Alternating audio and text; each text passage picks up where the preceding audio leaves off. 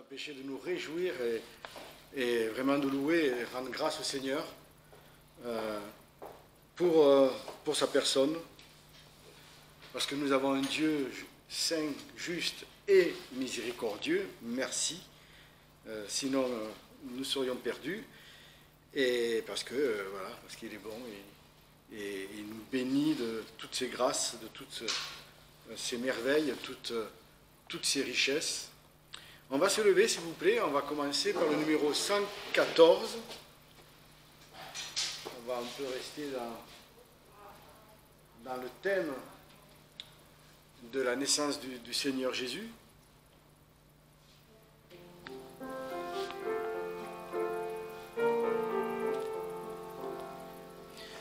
Il est né le roi du monde, le Christ le libérateur, que la terre au ciel réponde d'une voix, d'un même cœur. Dans l'étable misérable, contempler ce nouveau-né à la terre, au mystère, Dieu lui-même s'est donné. À tes pieds, roi sans couronne, Jésus, nous courbons nos fronts. Ta crèche est pour nous un trône, c'est là que nous t'adorons. Dans l'étable misérable, contempler ce nouveau-né à la terre, au mystère, Dieu lui-même s'est donné. En notre âme vient renaître, ô Christ, la soif de toi. Elle veut t'avoir pour maître, humble enfant, glorieux roi. Dans l'étable misérable, contempler ce nouveau-né à la terre, au mystère, Dieu lui-même s'est donné.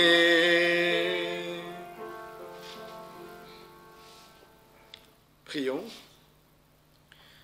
Oui, Seigneur Jésus, tu es venu pour nous. Tu es venu, Seigneur, te sacrifier pour nous.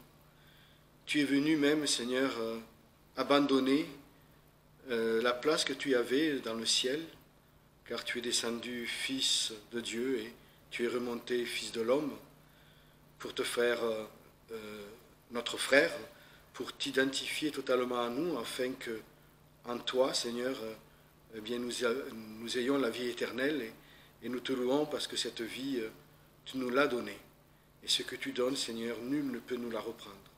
Alors merci, Seigneur, d'être venu, merci aussi d'être là. Merci parce que tu es vivant éternellement et merci parce que tu reviendras, pas de la même façon. Tu es venu comme un petit enfant, humble et soumis.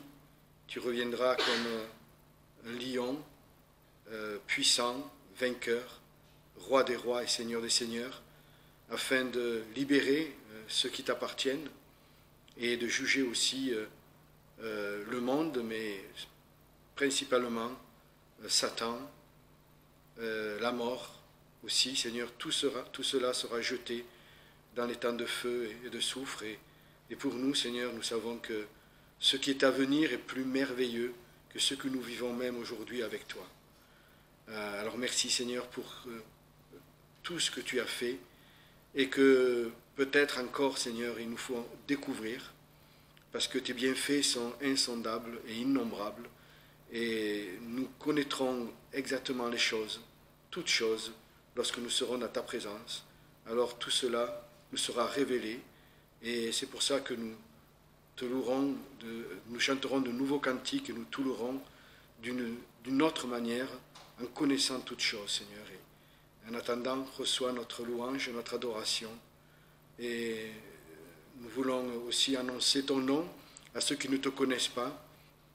Priez, Seigneur, pour ceux qui sont encore dans les ténèbres, afin que ta lumière brille en eux et que leur cœur s'ouvre à ta lumière, à la vérité, et qu'ils entendent ta voix et qu'ils te laissent rentrer, afin qu'eux aussi connaissent qui tu es, pour te louer et t'adorer avec nous.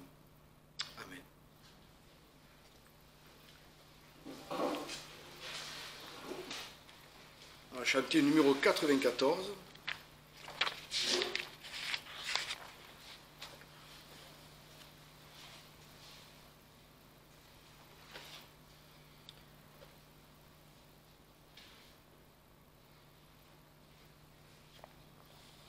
Un petit problème, c'est ça? On a eu le titre, on n'a pas eu le...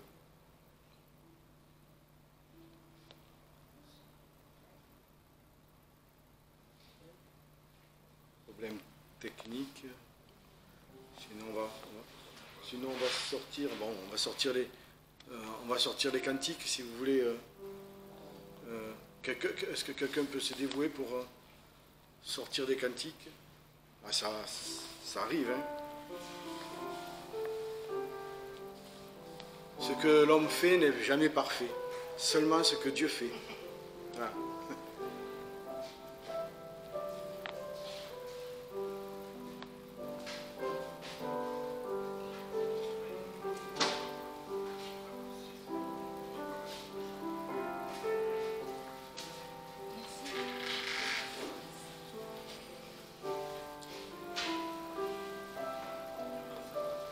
Donc le numéro 94, le peuple qui marchait dans d'épaisses ténèbres.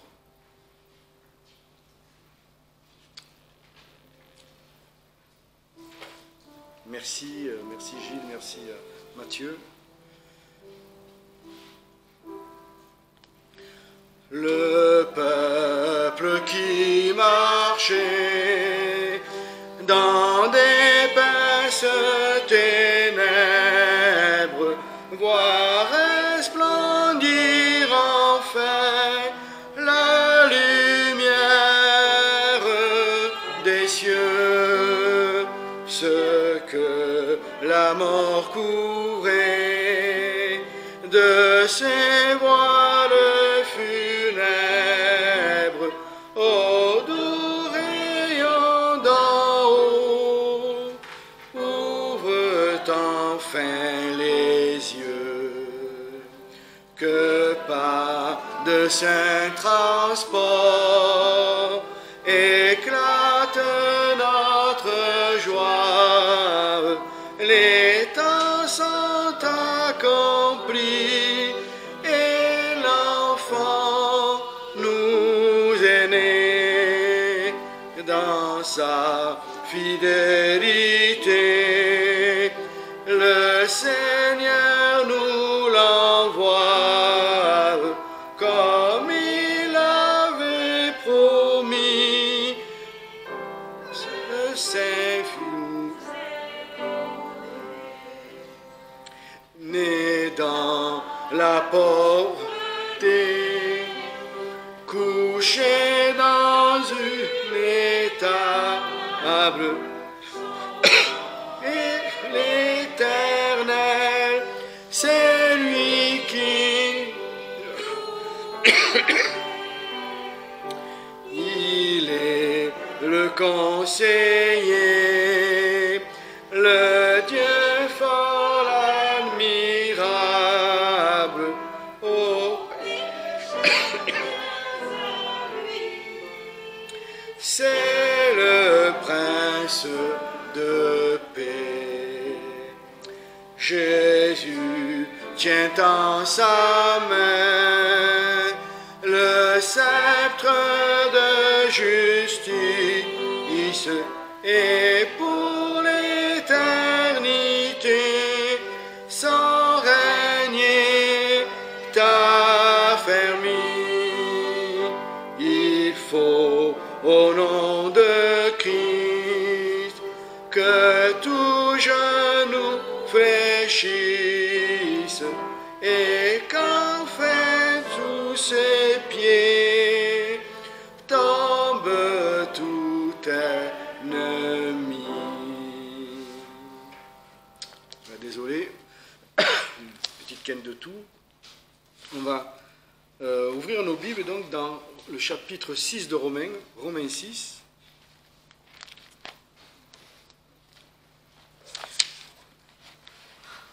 On va le lire en entier. Alors, le Seigneur Jésus est venu nous apporter la vie éternelle, mais il est aussi venu nous affranchir du péché. Et ça, c'est une chose qu'on doit savoir et dont on doit prendre conscience.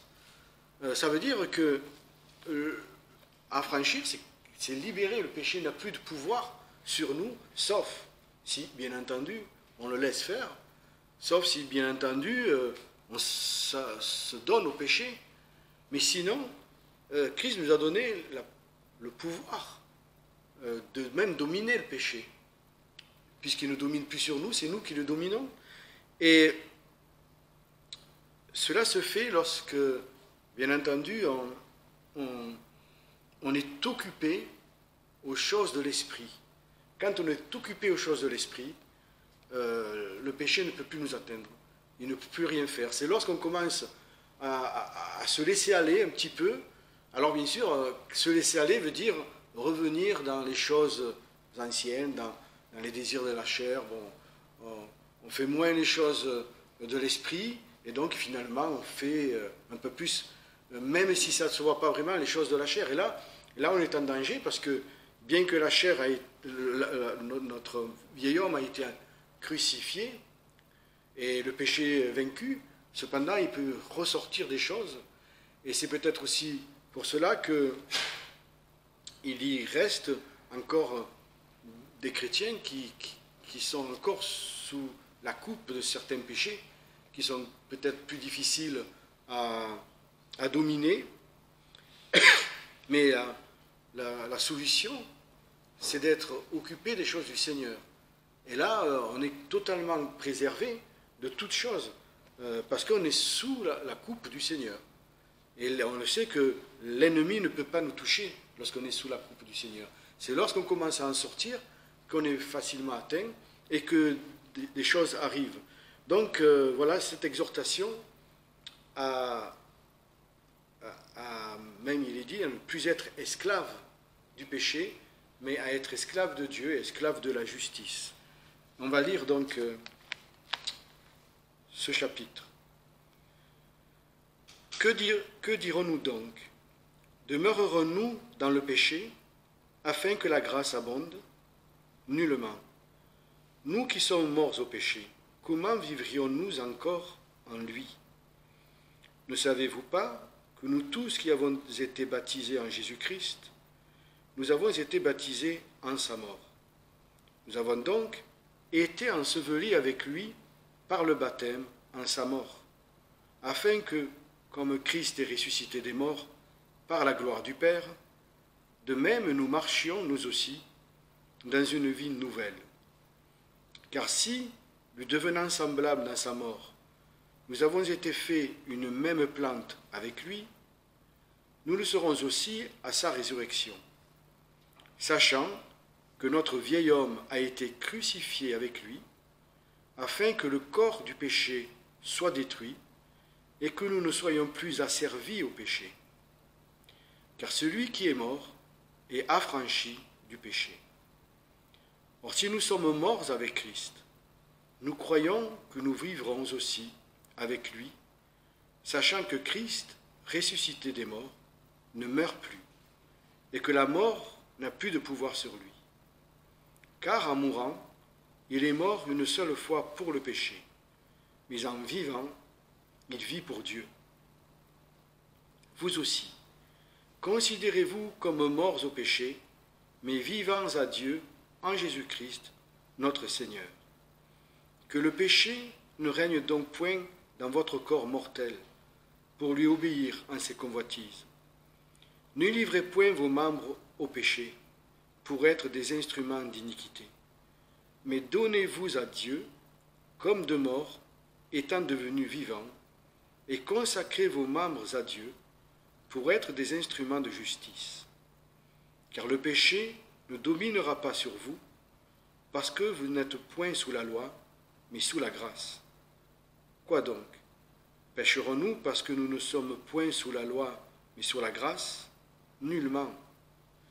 Ne savez-vous pas que si vous vous rendez esclaves de quelqu'un pour lui obéir, vous êtes esclaves de celui à qui vous obéissez, soit du péché pour la mort, soit de l'obéissance pour la justice. Mais grâce soit rendue à Dieu de ceux que, après avoir été esclaves du péché, vous avez obéi de cœur à la règle de doctrine qui vous a été donnée. Or, ayant été affranchis du péché, vous êtes devenus esclaves de la justice. Je parle suivant l'usage des hommes, à cause de l'infirmité de votre chair. En effet, de même que vous avez livré vos membres pour servir à l'impureté et à l'injustice pour l'iniquité, ainsi livrez-les maintenant comme esclaves à la justice pour la sainteté. Car lorsque vous étiez esclaves du péché, vous étiez libres à l'égard de la justice.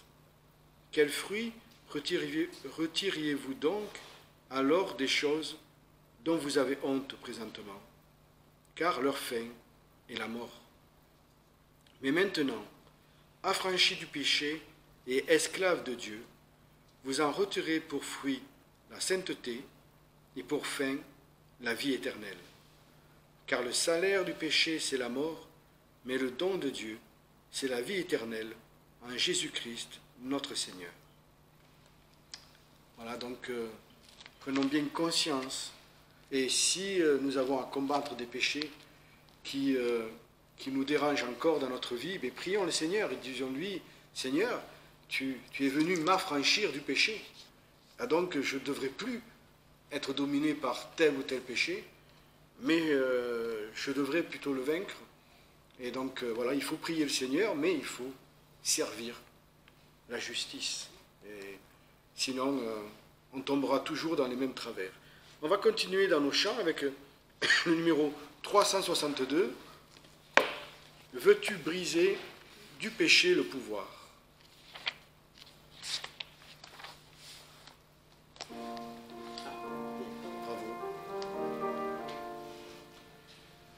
Veux-tu briser du péché le pouvoir?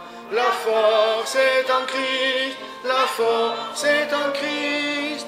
Si dans ton cœur tu veux le recevoir, la force est dans le sang de Christ.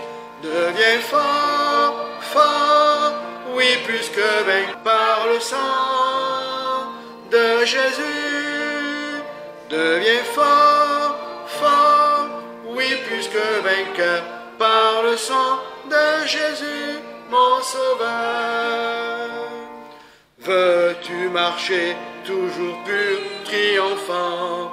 La force est en Christ, la force est en Christ.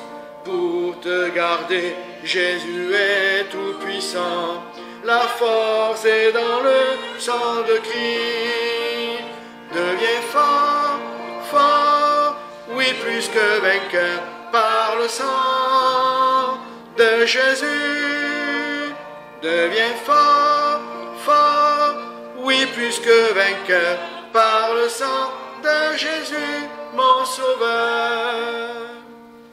Veux-tu du ciel t'approcher chaque jour? La force est en Christ, la force est en Christ. Avec Jésus demeurer pour toujours. La force est dans le sang de Christ. Deviens fort, fort, oui, plus que vainqueur par le sang de Jésus.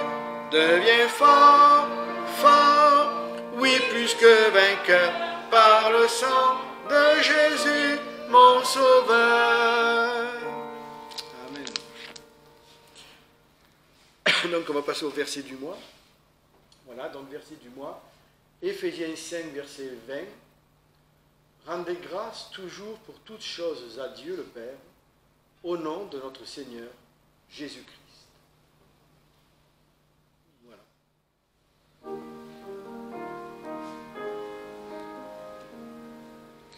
Oh, voir Jésus, c'est notre vœu suprême,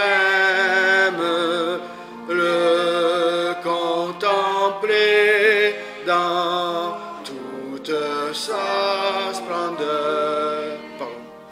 Voir sur son front le brillant diadème de son amour et de sa sainteté.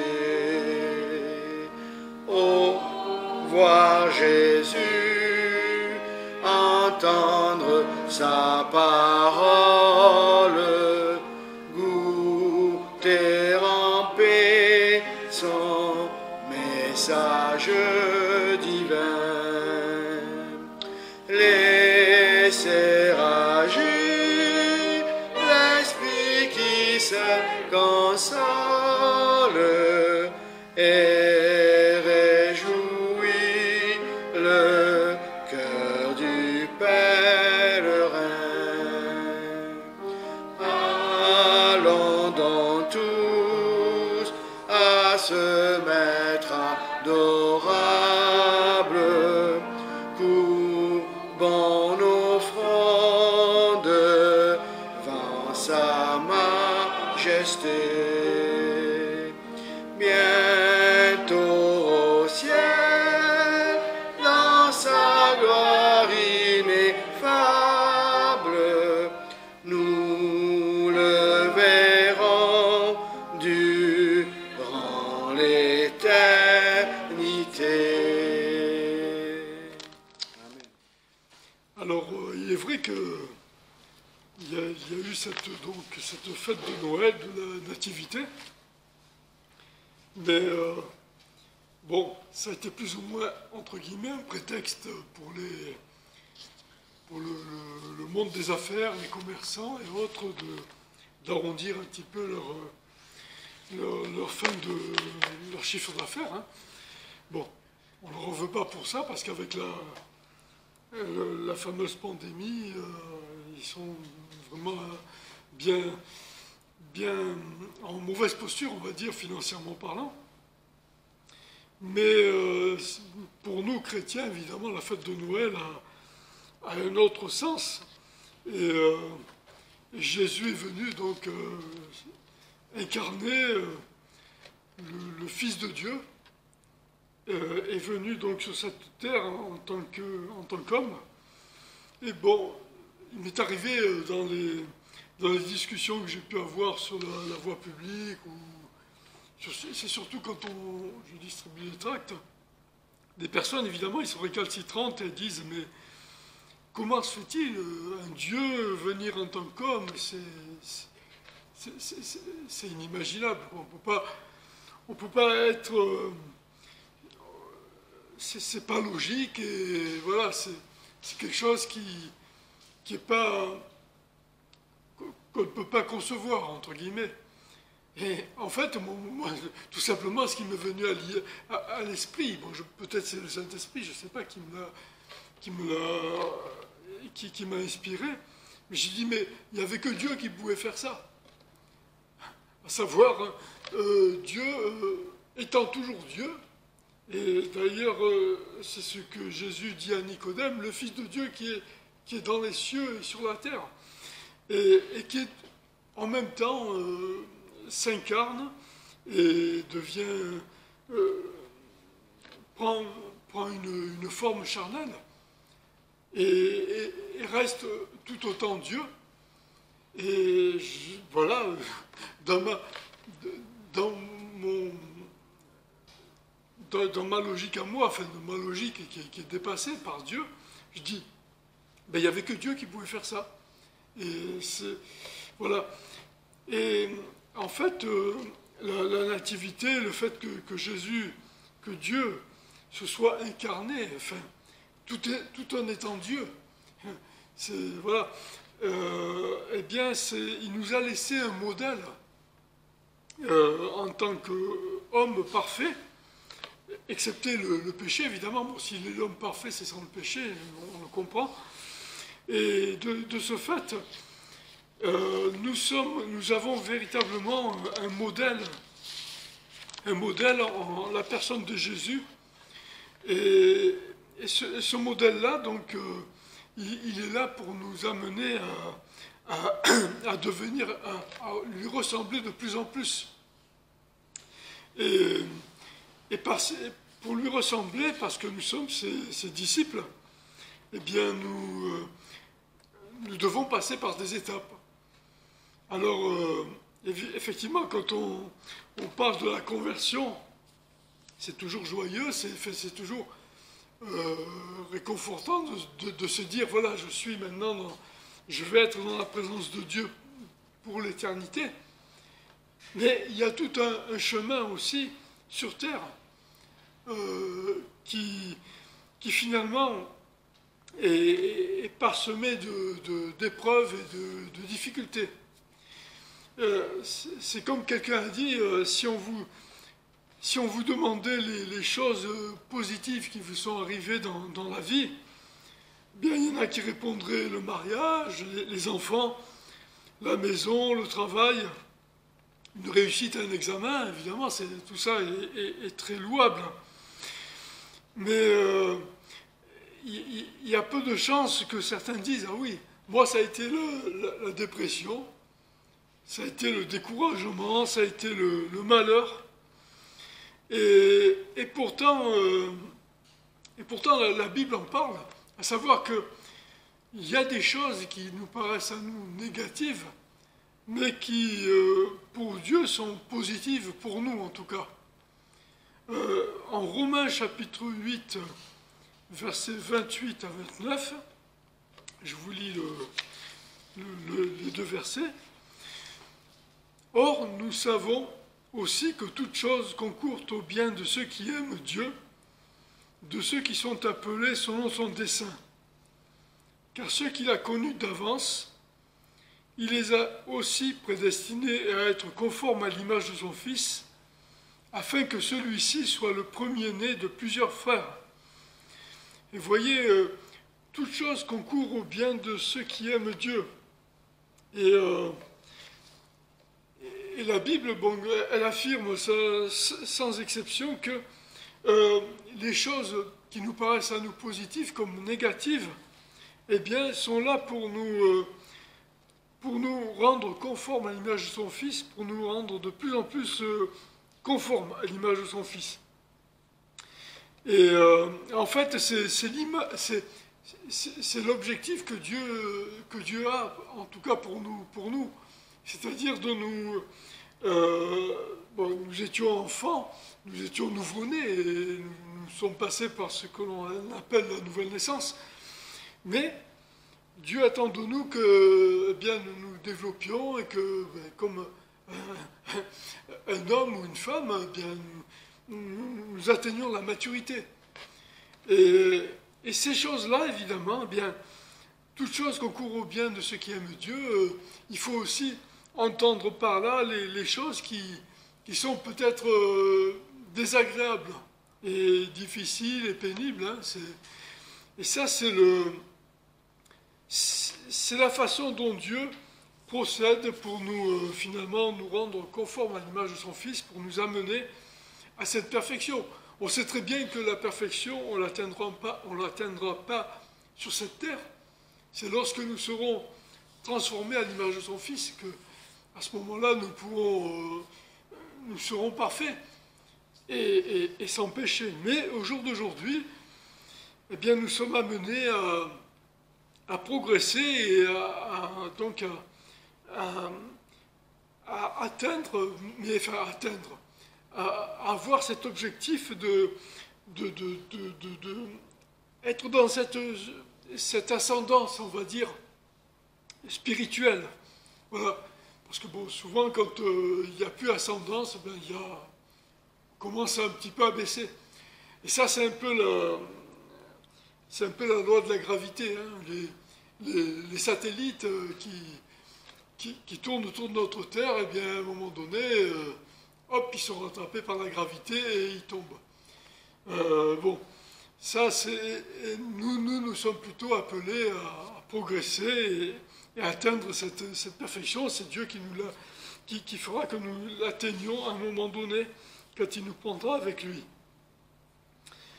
Ainsi, si Dieu estime que tout ce qui se produit dans nos vies est positif, ce n'est pas d'abord parce que cela nous est agréable, mais parce que cela va servir, cela va être utile au travail qu'il poursuit en nous, qui a un seul but: nous amener dans notre être, dans notre caractère, dans nos priorités, dans nos affections, dans notre conduite, à ressembler à Jésus-Christ.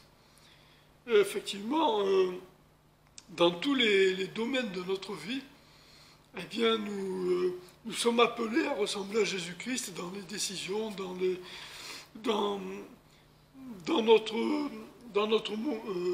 façon d'être, de faire. Nous sommes appelés à faire ces choses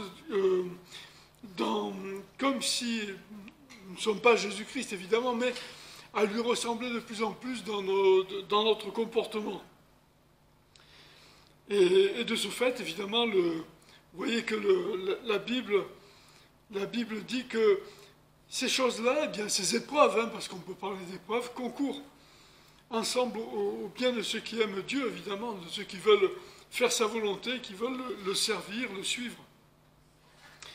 Alors, dans mon étude, on va dire, il y a trois voies divines pour ressembler à Jésus. Et il y a la première de ces voies, nous allons la voir en Philippiens chapitre 2, versets 5 à 11. Et on va voir tout de suite de quoi il s'agit. Ayez en vous les mêmes sentiments que Jésus-Christ, lequel, étant en forme de Dieu, n'a point regardé comme une proie à saisir d'être égal à Dieu. Mais il s'est dépouillé lui-même, ayant pris la forme de serviteur, devenant semblable aux hommes. Et revêtu de la figure d'homme, il s'est abaissé lui-même, se rendant obéissant jusqu'à la mort, même jusqu'à la mort de la croix. C'est pourquoi aussi Dieu l'a souverainement élevé et lui a donné un nom qui est au-dessus de tout nom, afin qu'au nom de Jésus, tout ce qui est dans les cieux et sur la terre et sous la terre fléchisse le genou et que toute langue confesse que Jésus-Christ est le Seigneur à la gloire de Dieu le Père. Il y a beaucoup de choses dans ce passage, mais on peut noter une chose, c'est que il est dit, mais il s'est dépouillé lui-même, ayant pris la forme de serviteur, devenant semblable aux hommes. Et en fait, le point ici sur lequel je souhaitais appuyer, c'est le dépouillement de soi.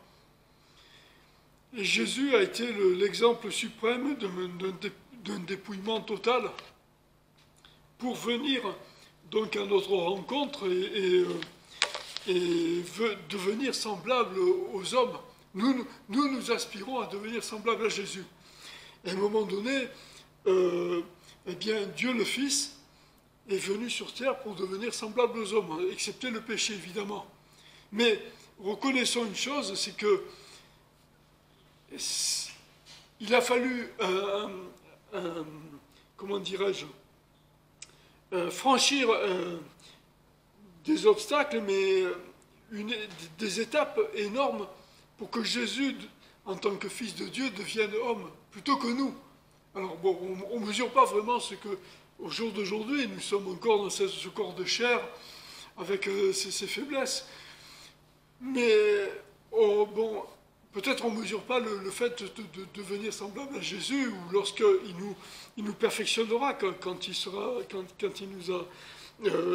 nous enlèvera, mais on peut quand même essayer tout du moins avec notre intellect et notre petit cerveau d'humain, d'imaginer de ce qu'il a fallu au Fils de l'homme pour venir sur terre. Alors, non seulement le fait qu'il ait laissé toutes ses prérogatives, comme c'est souligné ici, il n'a pas voulu, comme la Bible le dit, arracher, enfin, rester sur son trône. Il a cédé tout ce qu'il avait donc pour venir ici-bas. Mais c'est véritablement, bon, évidemment, quelque chose qu'on a du mal à s'imaginer. Mais en fait, pour nous, bon, il nous a laissé en fait un modèle, bien que son modèle est vraiment au-dessus de nous. Mais ça a été quand même dans son optique à lui, il s'est dépouillé. C'est un petit peu comme, on a l'image du scaphandrier, quoi, hein, qui met des semelles de plomb, qui met quelque chose, enfin une sorte de combinaison. C'est même pas une combinaison, ça ressemble plus à une armure, étanche évidemment, mais pour devenir lourd et pour pouvoir marcher au fond des mers. Et Jésus, ce qui certainement a été le plus difficile, à part évidemment le fait d'être séparé de son Père lorsqu'il s'est retrouvé sur la croix, c'est le péché qui l'environnait, je suppose. On ne peut pas imaginer, c'est comme si vous êtes habitué à vivre dans un environnement, bon, c'est encore une image, hein, parce qu'elle n'est pas parfaite, pur, sain, et puis d'un coup on vous met dans un endroit pollué, bon, un peu comme une ville, un centre-ville, avec mais spirituellement parlant, c'était ça. C'était ça. Mais Jésus a choisi délibérément de venir sur cette terre pour nous sauver. Et pour ce faire, il a dû véritablement se dépouiller. De la condition de Dieu infini, éternel, vivant hors du temps, tout-puissant, Jésus a dû accepter d'entrer dans la condition humaine, une condition marquée par la faiblesse, le besoin, la dépendance complète de Dieu, la confrontation physique avec le mal, la corruption et la souffrance. Effectivement, on a pu observer dans les évangiles que Jésus eut soif, Jésus était fatigué à un moment donné, Jésus était lassé, Jésus souffrait, et il a évidemment, le point culminant, c'était sur la croix, mais sur la croix, encore une fois, il y avait cette souffrance physique qui était là, mais la véritable souffrance, c'était celle de devoir boire la coupe du péché, de devoir être séparé de son Père. Mon Dieu, pourquoi as-tu abandonné? Et c'est vrai que quand il n'y a pas d'explication, quand on prend que ce verset, on le retranche du reste, ça pourrait laisser place à beaucoup d'interprétations fausses. Certains diraient, oui, voilà, oui, il se disait fils de Dieu, et finalement sur la croix, il dit que son Dieu l'a abandonné. C'était normal, parce que ce n'était pas le fils de Dieu. Ouais, bon, je donne une interprétation qui est effectivement, qui sort tout ce passage de son contexte, hein, pour simplement vous faire remarquer qu'on peut tout faire dire à la Bible. Bon, vous le savez, hein, je ne vous apprends rien. Parce que Jésus a dit aussi tout est accompli, et il avait annoncé le fait qu'il allait devoir boire une coupe, et qu'il allait devoir donc passer par là. Et même la Bible, dans les 3 premiers chapitres, annonce déjà qu'il allait devoir que le serpent allait mordre donc le talon de la postérité de la femme qui allait donc écraser, dont la postérité allait écraser la tête du serpent. Bon, c'est très bien après, à la lumière de la Bible et d'autres passages qu'il s'agissait de Jésus. Et en tout cas, voilà le dépouillement. Nous, en tant que petits, parce que quand on dit chrétien, c'est tout simplement, ça veut dire petit Christ, petit disciple de Christ, petit Christ, eh bien nous devons aussi passer par ce dépouillement. D'ailleurs, on ne va pas le voir, mais l'apôtre Paul, en Philippiens, chapitre 3, explique que lui, en tout cas, il a dû passer par ce dépouillement, bien que, au départ, il était, il avait toutes les prérogatives, c'était un notable, entre guillemets, de la société israélite. Et lui-même, eh bien, pour suivre Jésus, et d'ailleurs, en Actes, quand Paul s'est converti, Jésus a dit, je lui montrerai tout ce qu'il doit souffrir pour moi. Je paraphrase un peu, mais il fallait qu'il en passe par là aussi. Il n'y a que Dieu qui savait pourquoi, parce que, bon, bien que l'apôtre Paul,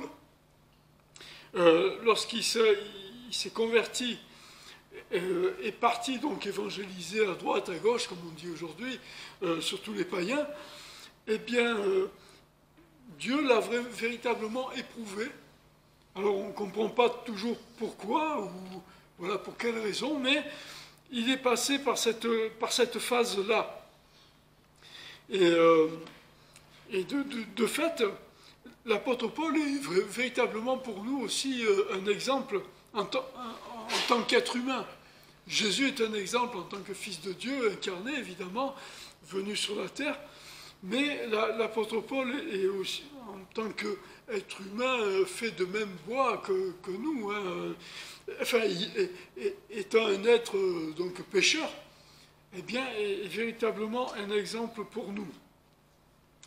Et ça, c'est assez remarquable quand on considère la vie de l'apôtre Paul. Évidemment, lui, en fait, il dit hein, dans ce passage, il avait 1000 raisons d'être fier, en tout cas, de sa position. Mais il reconnaît que finalement, tout cela, c'était lié à la chair.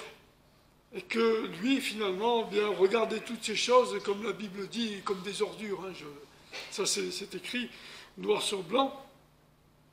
Et de fait, il a renoncé à toutes ses prérogatives. Nous, évidemment, nous n'avons pas forcément les mêmes sacrifices à faire. D'ailleurs, pour certains, ça fait des années que nous sommes croyants. Mais dans nos décisions, dans notre train de vie, dans notre mode de vie, eh bien, ça se ressent certainement. Parce que nous prenons des décisions, effectivement, le Saint-Esprit nous dit si nos décisions, si notre décision, eh bien, va dans le sens hein, d'une vie chrétienne ou pas, en tout cas dans la volonté de Dieu. Et pour cela, il y a la prière, le Saint-Esprit est là pour nous parler. Et de fait, eh bien, nous aussi, nous sommes conditionnés, je dirais, par notre position d'enfants de Dieu, convertis.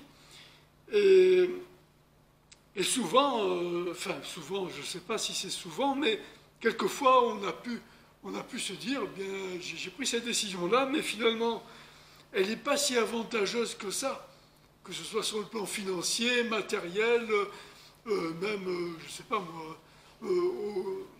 sur le plan social. Mais quand nous prenons ces décisions, qui sont évidemment pas forcément favorables aux yeux du monde, mais nous savons que c'est Dieu qui nous l'a inspiré et que c'est pour notre bien.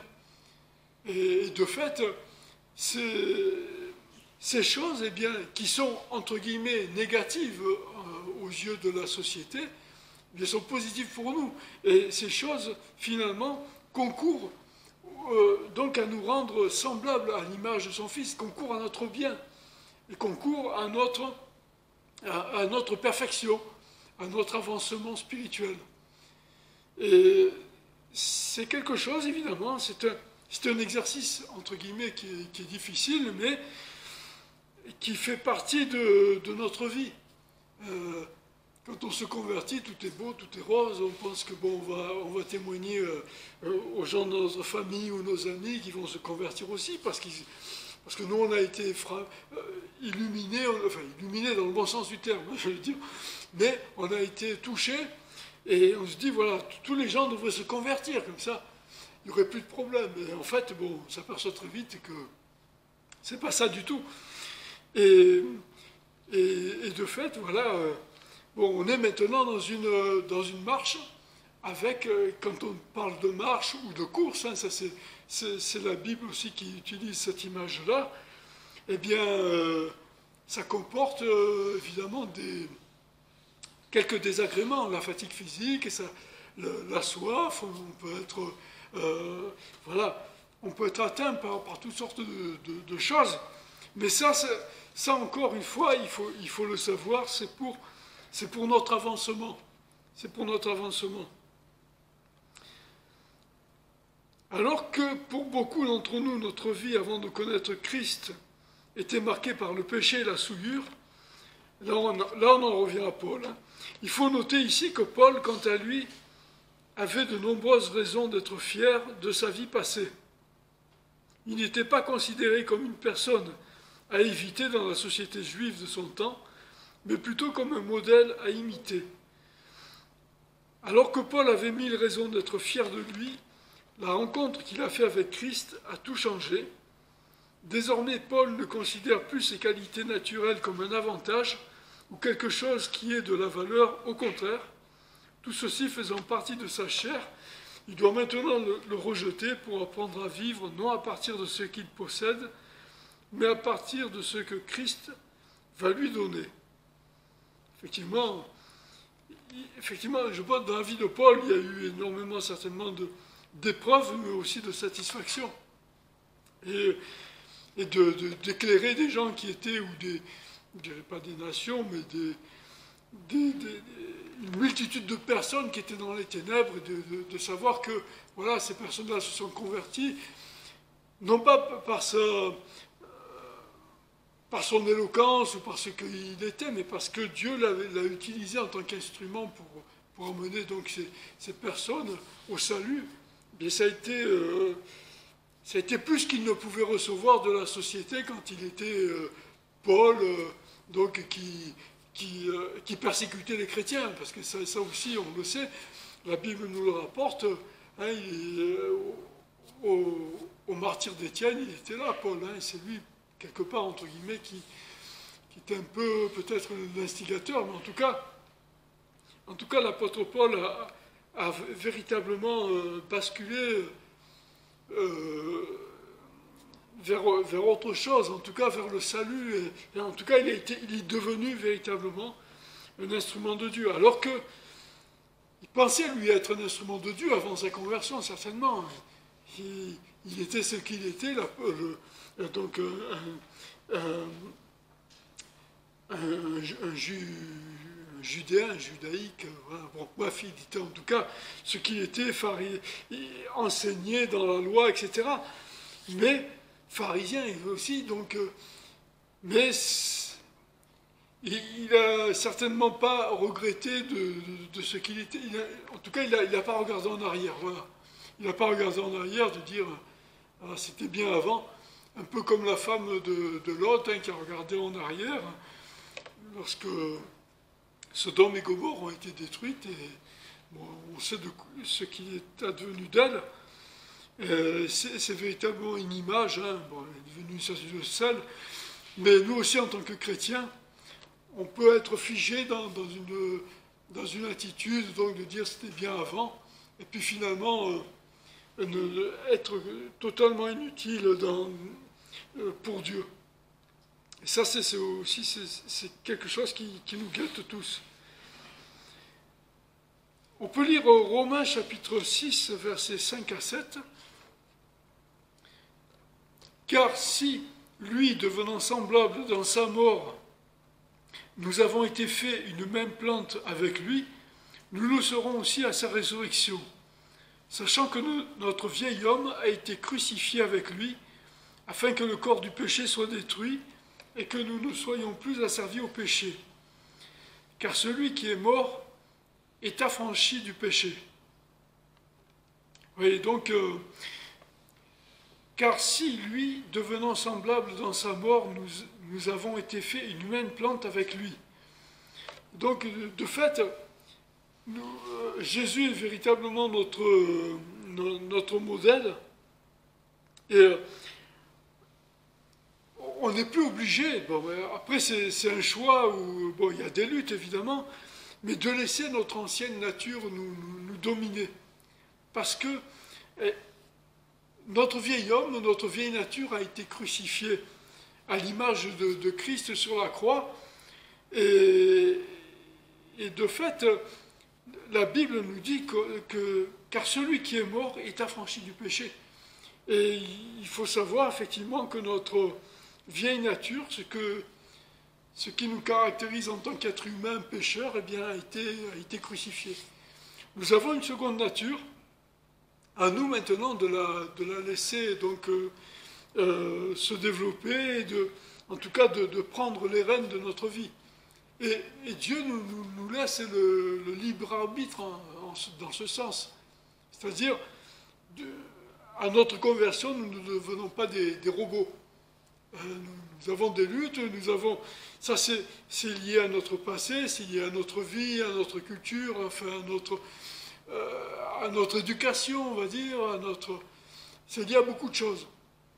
Effectivement, il y a des personnes qui ont plus de lutte que d'autres, hein, pour effectivement être sanctifiés, pour en tout cas se mettre à part pour Dieu. Mais il y a aussi le fait que quand ces personnes ont besoin de grands secours, eh bien le Saint-Esprit est là aussi. Donc Dieu va donner et va agir de manière proportionnée, si je puis dire, mais il connaît l'état de la personne qui s'est convertie, et il connaît son pédigré, il connaît son passé, et de fait, on est sûr que Dieu vient au secours de manière toujours très proportionnée pour les personnes, je dirais. Mais bon, une chose est sûre, c'est que nous sommes tous pécheurs, que nous avons tous besoin donc de la grâce de Dieu pour construire en lui, à vous dépouiller pour ce qui est de votre conduite précédente, du vieil homme qui se corrompt par les convoitises trompeuses, à vous renouveler par l'esprit dans votre entendement et à vous revêtir du nouvel homme créé à l'image de Dieu, dans la justice et la sainteté de la vérité. C'est vrai qu'on a parlé de dépouillement, on a parlé de certaines prérogatives ou certains avantages qu'on pouvait avoir, entre guillemets, avant la conversion, mais là il est question aussi de se dépouiller du vieil homme, hein. Ce vieil homme, c'est ce qui constitue notre première nature. Eh bien, nous devons la mettre de côté.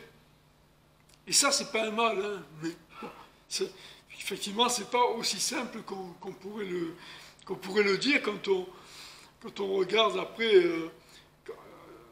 quand on se rappelle de nos propres expériences. C'est pas aussi évident que ça. Bon, on le sait, Dieu le sait, hein, Dieu le sait. Et effectivement, quand on parle de dépouillement, Dieu ne laisse personne nu, entre guillemets. Nous avons à nous revêtir du nouvel homme, comme nous venons de le lire, créé à l'image de Dieu dans la justice et la sainteté de la vérité. Et donc, quand on parle de dépouillement, en tout cas en ce qui nous concerne, c'est plus positif que négatif. Hein. C'est le moins qu'on puisse dire. Et, Et ça, c'est le plan de Dieu, donc de faire de nous des hommes faits, comme la Bible dit, donc, qui arrivent à la stature de Christ. Bon, nous ne serons jamais totalement comme Christ, mais nous devons montrer des progrès, puis montrer comme un enfant qui grandit. Lui, c'est de manière... à partir du moment où il est nourri, où il est suivi, il va se développer. Et Dieu attend de nous cela. Et bon, pour nous aussi, bon, ça peut être un peu plus délicat parce que nous devons, face à ça, nous sommes un peu... c'est nous qui arrêtons, qui gérons notre propre développement, entre guillemets. Et ça, c'est tributaire de nos décisions, de notre façon d'être, de notre fidélité à Dieu. Et effectivement, on peut être chrétien depuis 50 ans et puis d'avoir une maturité spirituelle d'un chrétien qui vient juste de se convertir. Hein. Je prends un exemple évidemment extrême, mais on comprend très bien que tout le monde n'arrive pas à au stade de maturité attendu par Dieu. C'est souvent par notre faute. Hein. Et ça, c'est quelque chose qu'il faut évidemment éviter. Il faut laisser le Saint-Esprit nous travailler et il faut évidemment suivre tous les enseignements de Dieu et être fidèle. Hein. On n'a pas besoin d'être un prix Nobel pour suivre Dieu parce que c'est Dieu qui nous donne les directives, qui nous enseigne à travers son Église, évidemment, par son Saint-Esprit, il nous enseigne. Jésus l'avait rappelé à ses disciples, hein, le Consolateur viendra, il vous enseignera tout ce que je vous ai prescrit, il vous rappellera tout ce que je vous ai prescrit. Et donc il avait laissé entendre à ses disciples qu'il ne serait pas seul.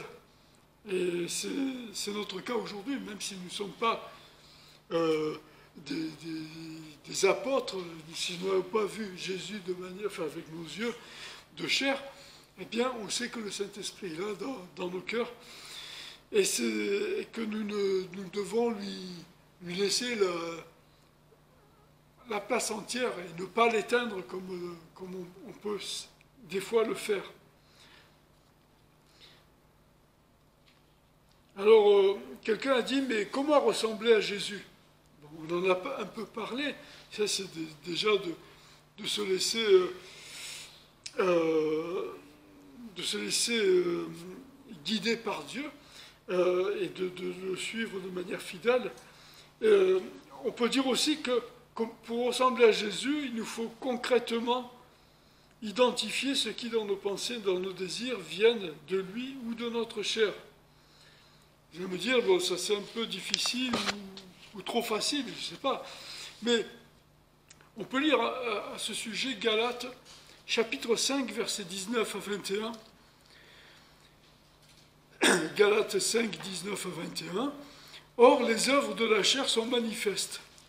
Ce sont l'adultère, la fornication, l'impureté, la dissolution, l'idolâtrie, les enchantements, les inimitiés, les querelles, les jalousies, les animosités, les disputes, les divisions, les sectes, les envies, les meurtres, les ivrogneries, les débauches et les choses semblables.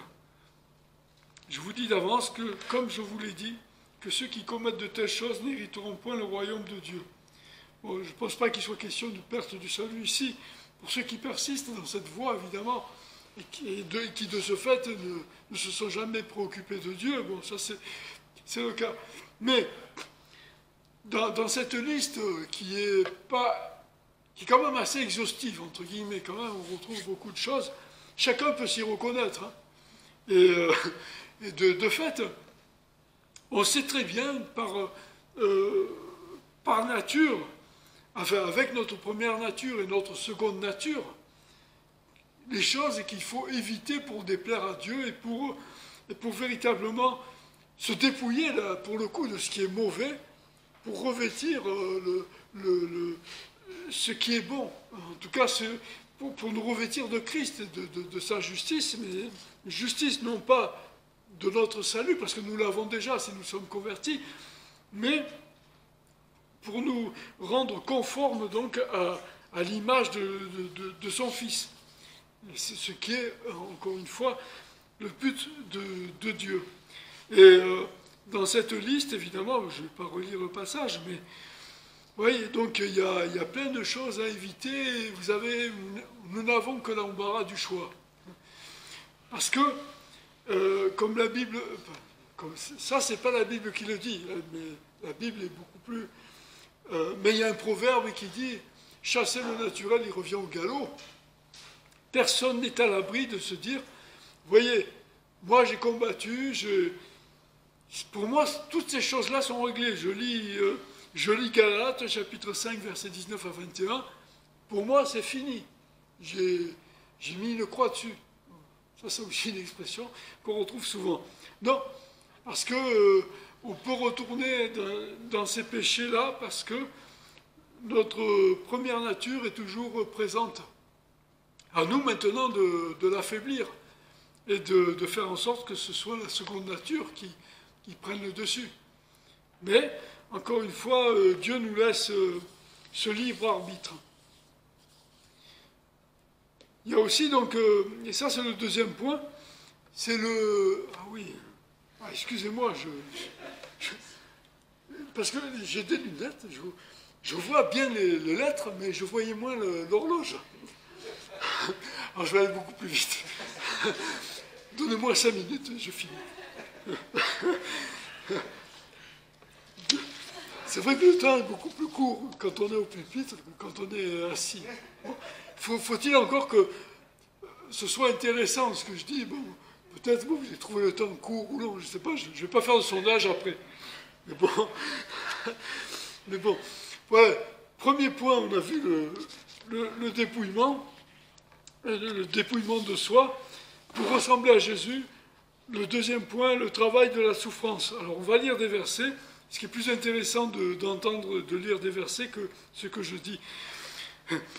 Philippiens chapitre 2 verset 8, « Mais il s'est dépouillé lui-même, ayant pris la forme de serviteur, devenant semblable aux hommes et revêtu de la figure d'homme. Il s'est abaissé lui-même en se rendant obéissant jusqu'à la mort même, jusqu'à la mort de la croix. » Et là, évidemment, nous ne sommes pas appelés à faire la même chose. Mais en tant que serviteur, en tant que Christ, en tant que chrétien, petit Christ, comme le mot chrétien veut dire, eh bien, nous sommes appelés à passer par cette souffrance. Lui, en tout cas, est passé par cette souffrance-là pour venir nous rejoindre en tant qu'homme, pour prendre cette figure d'homme. Mais nous avons aussi un chemin à faire dans le sens inverse, et ça passe aussi par la souffrance pour nous, pour rejoindre un petit peu cette stature de Christ. On peut lire Philippiens chapitre 3 verset 10. Ça c'est l'apôtre Paul donc, qui parle, afin que je connaisse Christ et l'efficace de sa résurrection et la communion de ses souffrances en devenant conforme à lui dans sa mort. Vous allez me dire, bon, ça concerne que Paul, ça ne concerne pas forcément, évidemment. Mais l'apôtre Paul connaissait cette notion-là. Il avait, pour lui, c'était une notion qui lui était familière, à savoir que pour servir Dieu, dans son ministère, eh bien, il ne pouvait pas faire abstraction de la souffrance qu'il allait peut-être rencontrer. Et d'ailleurs, il l'a rencontré. Mais encore une fois, par la grâce de Dieu, Dieu lui a donné toujours la ressource, en tout cas, lui a donné toujours la porte de sortie, hein, si je puis m'exprimer ainsi. Il l'a toujours délivré de ses souffrances. Lorsqu'il était menacé, eh bien, Dieu a fait en sorte eh bien, que les menaces n'aboutissent pas, en tout cas qu'il ne soit pas tué ou assassiné, bref. Vous voyez ce que je veux dire? Donc, malgré l'opposition, eh bien, quand Dieu avait décidé que l'apôtre Paul devait parler, devait en tout cas évangéliser, il le faisait. Et malgré l'hostilité de la foule et autres. Donc ça c'était quelque chose. Mais bon, ça passait quand même par des moments certainement désagréables et de découragement, comme d'autres hommes de Dieu. Et l'apôtre Paul aussi, à un moment donné, a pu être découragé. On poursuit. Hébreux chapitre 5, versets 7 à 8. C'est lui qui, pendant les jours de sa chair, ayant offert avec de grands cris et avec larmes des prières et des supplications à celui qui pouvait le sauver de la mort, ayant été délivré de sa crainte, bien qu'étant fils de Dieu, a appris l'obéissance par les choses qu'il a souffertes. Non pas que Jésus était, là on en revient à Jésus dans ce passage, non pas que Jésus était quelqu'un de rebelle, mais il a montré en tout cas, il a exprimé son obéissance à Dieu à travers ses souffrances. Nous peut-être, je ne sais pas, ça peut être un peu différent, mais à travers les souffrances, en tout cas Dieu nous teste et il sait si nous sommes vraiment entiers ou pas pour lui. Mais il connaît ce que c'est que la souffrance. On peut lire Psaume 119, verset 67. Alors ça c'est un très court verset. Avant d'être affligé, je m'égarais, mais maintenant j'observe ta loi. On peut dire avant d'être mis à l'épreuve, peut-être, on peut un petit peu utiliser un autre terme, mais je ne vais pas déformer la Bible, évidemment, je ne vais pas la réécrire. Hein. Mais je pense que ce verset veut dire là aussi, en tout cas, que avant de passer par l'épreuve, eh bien, je m'égarais. Il y a un moment donné où Dieu a besoin de nous mettre au pied du mur, peut-être, ou dans des situations qui font que, eh bien, on se tourne vers lui et on se dit, ah oui, Dieu, voilà, on prie et on implore son secours. Et il est vrai que sans épreuve, eh bien, la vie chrétienne, je ne sais pas si on pourrait se grandir, se développer comme sans épreuve. C'est un peu comme un sportif, hein, il est obligé de faire des exercices qui sont quelquefois... vous voyez des sportifs dans telle ou telle discipline, des fois vous les voyez s'entraîner, vous vous dites, mais ça n'a aucun rapport avec leur discipline.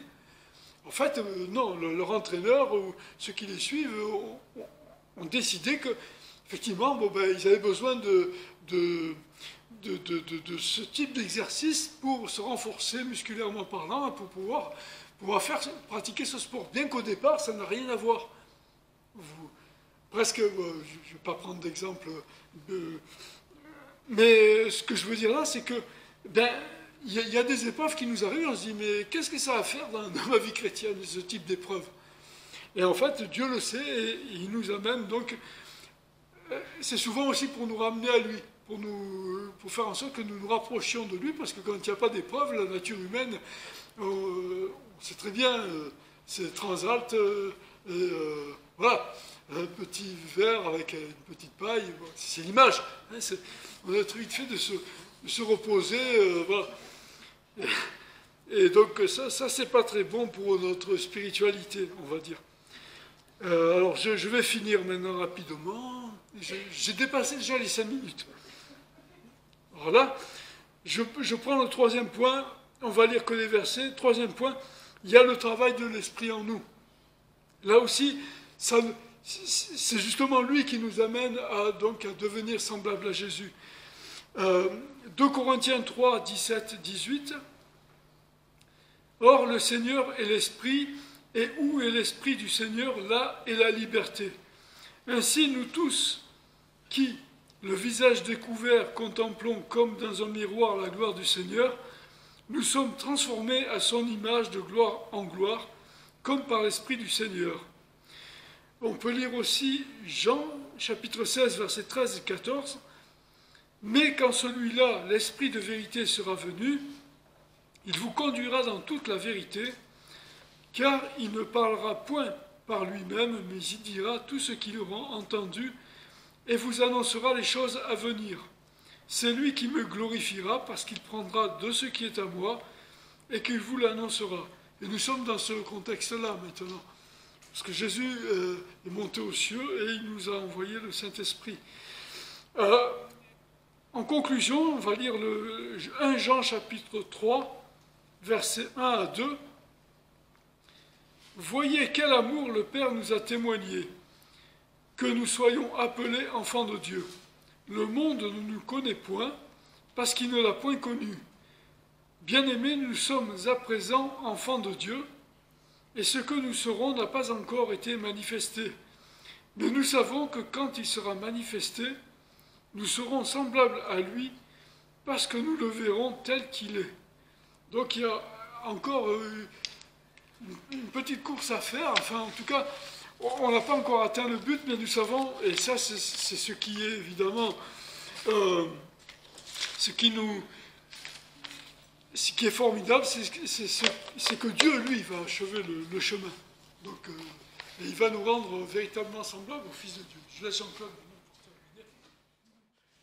Merci Seigneur pour ta parole. Voilà, on va terminer notre culte par le chant numéro 364. On va se lever, s'il vous plaît, pour publier bien haut la grande nouvelle.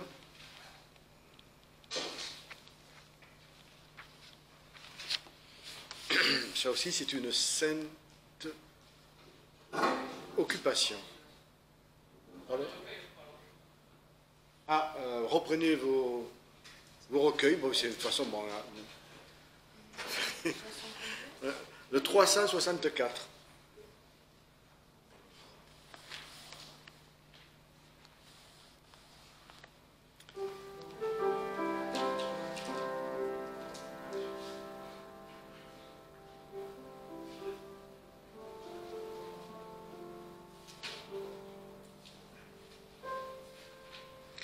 Publiez bien haut la grande nouvelle, le ciel est ouvert à tout être humain.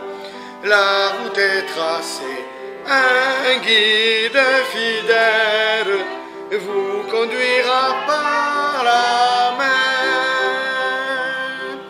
Le salut pour tous, le salut par grâce, à tous est offert, à tous est donné.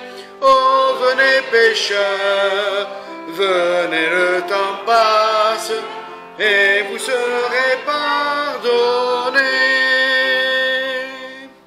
Publiez bien haut la grande nouvelle, le sang de Jésus a tout effacé. Où que vous soyez, c'est la peine, vous qui l'avez offensé. Le salut pour tous, le salut par grâce, à tous est offert, à tous est donné. Oh, venez pécheurs, venez, le temps passe, et vous serez pardonnés. Publiez bien haut la grande nouvelle, au loin comme au près, faites la courir. Partout se trouve une âme rebelle, un pécheur à secourir. Le salut pour tous, le salut par grâce, à tous est offert, à tous est donné.